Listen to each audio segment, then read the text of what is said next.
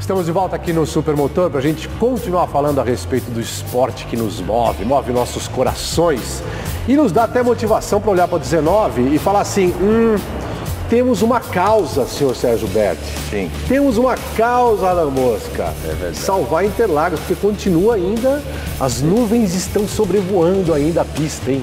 Continua, assim. Não é? Na verdade, assim, no último programa que nós fizemos e falamos sobre Interlagos, eu fui bem claro, nós estamos num momento muito bom com a administração pública, com o próprio prefeito Bruno Covas, mas sempre existe o risco da política, dos interesses políticos que vão contra o nosso interesse, que é manter o esporte, manter o autódromo como parque, tudo aquilo que nós já tivemos no passado e a gente está tentando resgatar. Né? O autódromo de Interlagos pode ser um mini Ibirapuera da Zona Sul. Perfeito. Sem nenhum custo para a prefeitura, porque ele é autossustentável e ainda dá lucro. Olha que coisa maravilhosa, né? Uhum. Eu não estou falando da Fórmula 1. A Fórmula 1 eu trato como um evento à parte e dá muito lucro. Mas só o autódromo, se não contarmos a Fórmula 1, ele mesmo é autossustentável, ele dá lucro, ele pode se manter. E poderia ser o Ibirapuera da Zona Sul. Agora, o risco está no projeto de lei que foi aprovado em primeira votação, o PL 705/18, que ainda está na Câmara Municipal e pode, a qualquer momento, ir para a segunda votação. Isso depende do presidente da Câmara, de alguém com interesse de colocá-lo nessa segunda votação. E ele, sendo aprovado na segunda votação, e aí são interesses outros, né, que a gente não consegue avaliar. Basicamente da construção civil? Construção civil. Na verdade, assim, se Interlagos não for usado da forma que ele é hoje, como um parque público, como um espaço para esporte a motor, o outro interesse seria da construção civil. E aí é destruir tudo? Aí destruir tudo. Na verdade, não existe uma relação saudável entre residências ou empresas dentro de um espaço que é utilizado para fazer o esporte a motor. Tem barulho todos os dias. Né? Então, veja bem, criar uma demanda muito grande já sabendo que isso vai acontecer. Agora, na Câmara Municipal, por mais que eu tenha visitado 45 dos 51 vereadores, tentando explicar tudo isso, eu percebo que não existe um envolvimento muito grande ou até mesmo um entendimento de boa parte dos vereadores. Né? Nós temos alguns que abrem os braços para a gente, que concordam com aquilo que a gente está fazendo e isso nos dá um pouco de ânimo, mas ainda assim é uma menor parte. E tem um risco maior ainda, né? Que isso eu acho que é uma vergonha que a gente tem em várias cidades, talvez até no estado, que a gente chama do o bloco do governo, na verdade a base aliada. Uhum. A base aliada é quando o governo tem lá uma série de vereadores que votam em conjunto. Então, não importa no quê? Não importa no quê, independente da vontade pessoal. Então eu tenho lá um vereador que apoia a nossa causa, que está com a gente, porém o partido pediu para que ele votasse em conjunto com a base aliada e aí o que o prefeito coloca, o que o presidente da Câmara coloca, a base aliada vota em conjunto. E aí é onde está o nosso maior risco.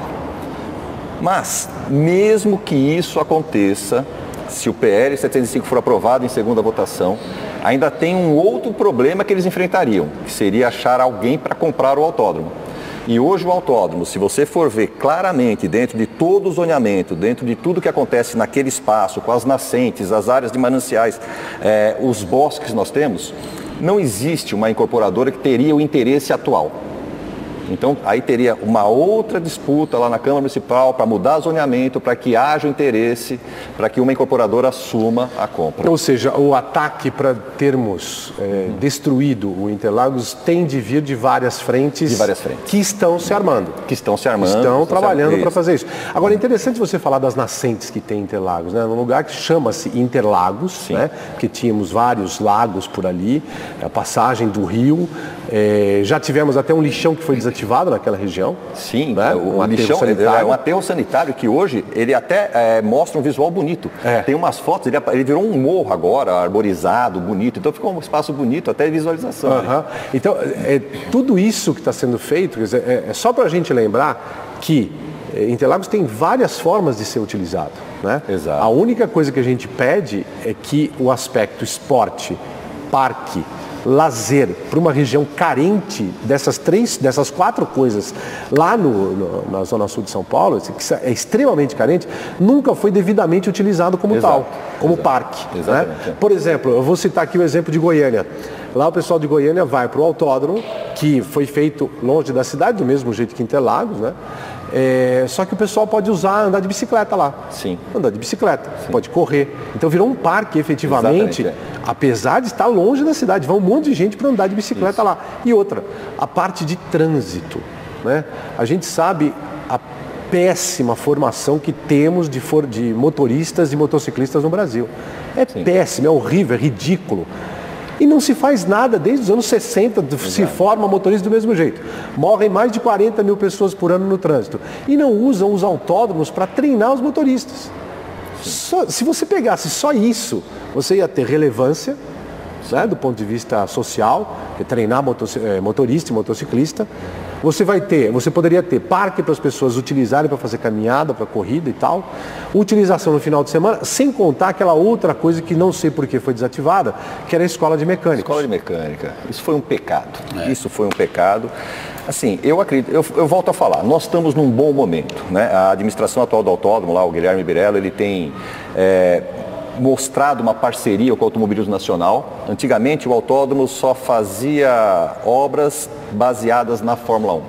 E hoje não. Hoje essa parceria aconteceu, nós sentamos juntos com a equipe de Fórmula 1, o Automobilismo Nacional, e a gente observa aquilo que é bom para a Fórmula 1 e não nos atrapalha, aquilo que é bom para a Fórmula 1 e pode nos ajudar. Então é o que está sendo dado a prioridade através da nova gestão do autódromo, dessa atual gestão do autódromo. Então isso é bacana para a gente. E a gestão percebeu que, assim que ela se desligou da SP Tours, a SP Tours era uma caixa preta, né? A SP Tours sempre alegou que o autódromo dava prejuízo, e a gente percebeu que não é bem assim, né? Como a SP Tours não precisava mostrar lá os seus valores, porque é uma autarquia, não é uma empresa do governo, e agora a gente percebe que o autódromo dá lucro, e já é uma proposta da nova administração aí, que vem quem está muito empenhado é o secretário de Turismo, o Orlando Faria, né, o próprio Vitor Ali da SP Obras. Eles já se comprometeram com a gente de que, de fato, o autódromo dá lucro e esse valor será aproveitado no próprio autódromo. Ou seja, acredito que em pouco tempo teremos tudo isso de volta. As atividades extra esporte a motor, a escola de mecânica é uma proposta. Então, veja assim, se seguir por esse fluxo, se a gente conseguir meio que anular lá o PL 705, nós estamos bem.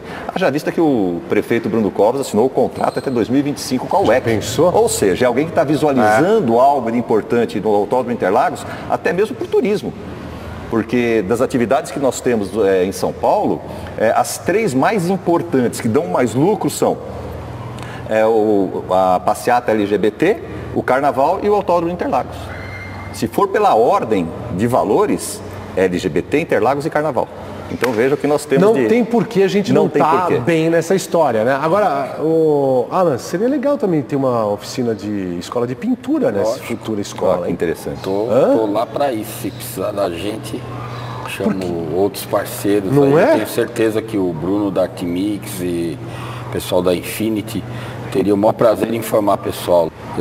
Seria uma iniciativa legal, eu gostaria muito de colaborar e tenho certeza que os parceiros da minha área, o Bruno da Artimix, o pessoal da Infinity, gostariam também de colaborar. Porque afinal de contas, né, é uma área que promove tanto a parte profissional, né? Você teria tanta gente para trabalhar, como já trabalha, e é carente, né?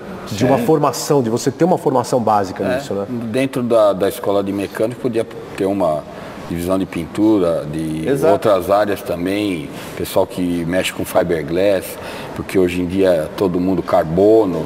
Eu acho que tem lá espaço. O que não falta é espaço. Não abrir para o pessoal da Redondeza começar a trabalhar com isso? Sem dúvida. Eu destinaria meu tempo para isso. Seria legal. E seria legal também a gente ter uma escola de direção de prova. Então, comissários desportivos, por que não? E não tem, né? Não tem. Na verdade, não existe uma formação oficial de comissários desportivos, comissários técnicos ou direção de prova. Eu vou falar disso porque, você viu, chega no final do ano, a gente teve uma polêmica enorme no mundo do futebol, né? Todos os treinadores foram chamados para 2 semanas de curso lá na CBF, lá no Rio de Janeiro. Todo mundo sentou lá, ficou ouvindo, fazendo curso, reciclagem e tal. Aí o Renato Gaúcho, o Renato Portaluppi, não foi, né? Foi jogar futebol e tal, falando, não, estou de férias, não vou para curso de jeito nenhum. Mas a gente tem que lembrar que no caso específico, não de técnicos, né, mas no caso específico de juízes, de árbitros, no caso do esporte motor, comissários esportivos, a formação desses caras, né, que é o trabalho do Sérgio Berti, é uma formação, é muito difícil. E a gente vê, por exemplo, os pilotos falando e reclamando muito, tinha que ter piloto envolvido nessa história. Não tem piloto. A gente acompanha na Fórmula Indy, a Fórmula Indy tem outro tipo de trabalho, é uma comissão única que viaja para todas as provas, acompanham todas, e tem um piloto que está na ativa, é ex-piloto, andou na ponta, ganhou a corrida, que é o Max Papes, né?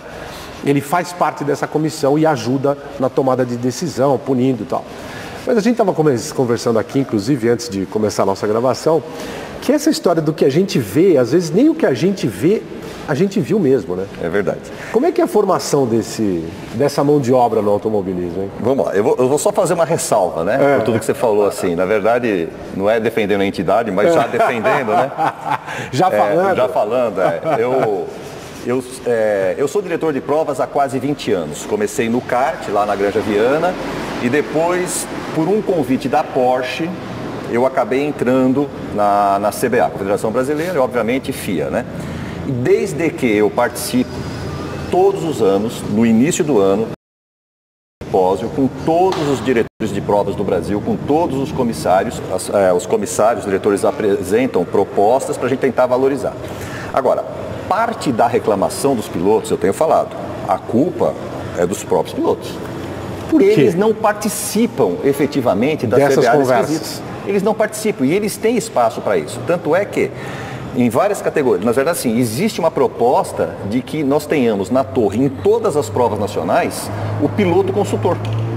Ou seja, o piloto que fica ali junto dos comissários esportivos para dar a sua visão da ocorrência. Essa posição existe e não é ocupada? Existe e raramente é ocupada.